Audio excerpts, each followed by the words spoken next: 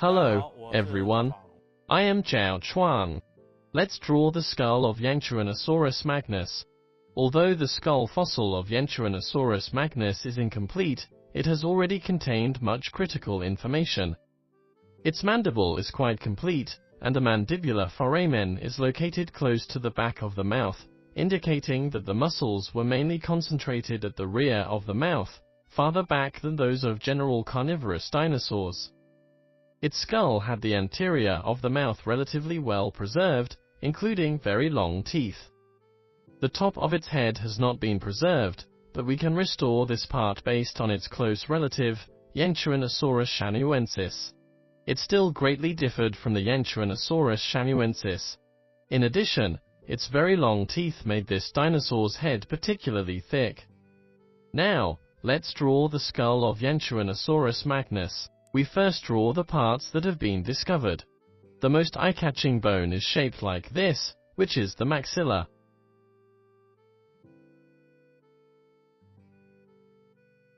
In the middle of the maxilla, there is the very large ant-orbital fenestra. The shape of the maxilla looks like a curved sickle.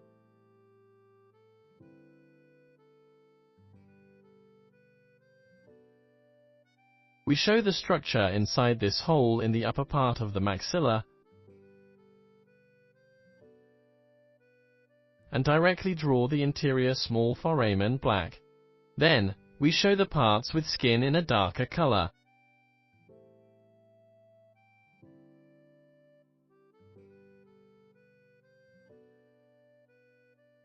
Next, let's draw the premaxilla, which has nostrils.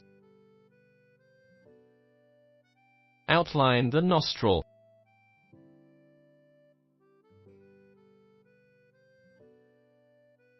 There were some depressions around the nostril. We use relatively thin lines to show them. Up along the premaxilla was the keratinous structure above its nose. Currently, the found fossil only displays these parts. Now, let's draw its teeth. The teeth on its premaxilla were very small. When coming to the maxilla, there were a few very large teeth, and the teeth got smaller towards the back. Its upper teeth only grew to the maxilla and did not grow further back. When restoring a dinosaur, we can't draw the teeth very far backward. Generally, dinosaur teeth are concentrated in the front half. Now, let's draw the mandible.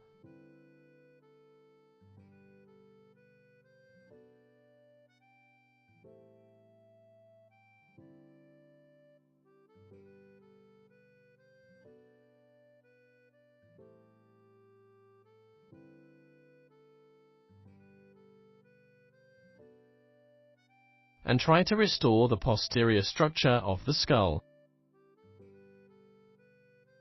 We can restore the outline of its keratin along the direction of the discovered parts, and represent the rear part based on the same position of Yangchuanosaurus shangyouensis.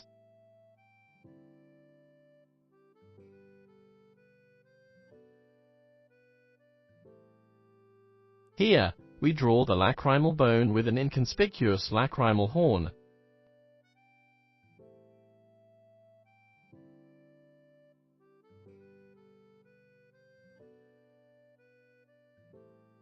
Below here is the boundary of the maxilla.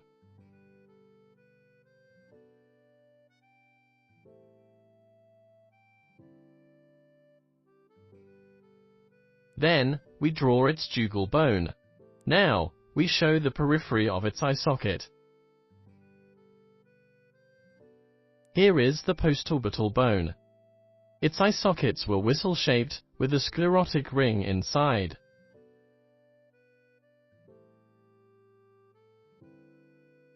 Then, we draw the bones at the back of its skull that form the temporal fenestra, the lower quadrate bone and the upper sphenoid bone.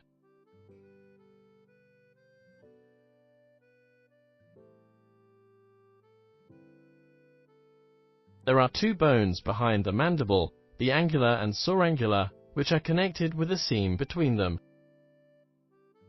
Behind the angular is the articular bone. The foramen between the three bones of Yangchuanosaurus magnus lower jaw was located very backward, indicating that the muscles of this dinosaur were mainly concentrated in the rear of the mouth.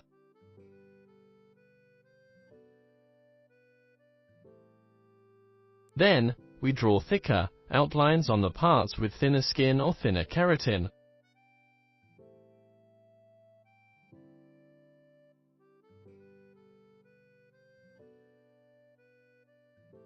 Next, we fill the inside. The antepital fenestra is empty, so we color it black.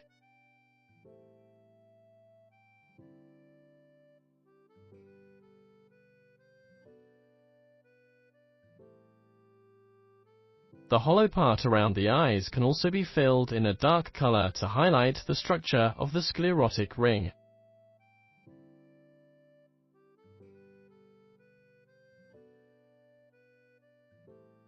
We also fill the temporal fenestra in a dark color.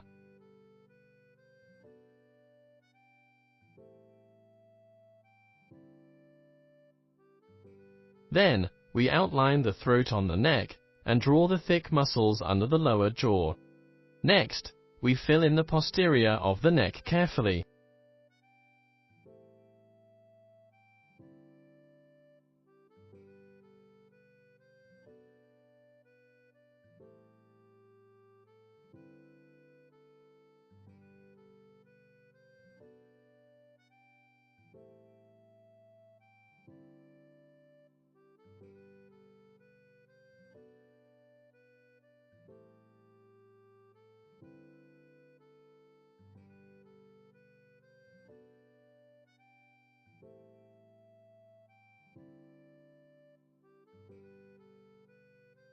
Mainly fill in along the inside of the bones. The posterior half of the neck, which is far away from the bones, can slowly transition to white. Then, we show the lips.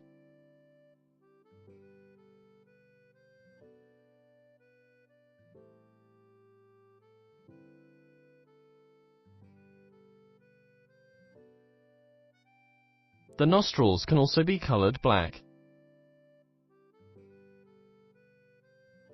These somewhat sharp keratinous structures may be more developed. We can draw this part thicker.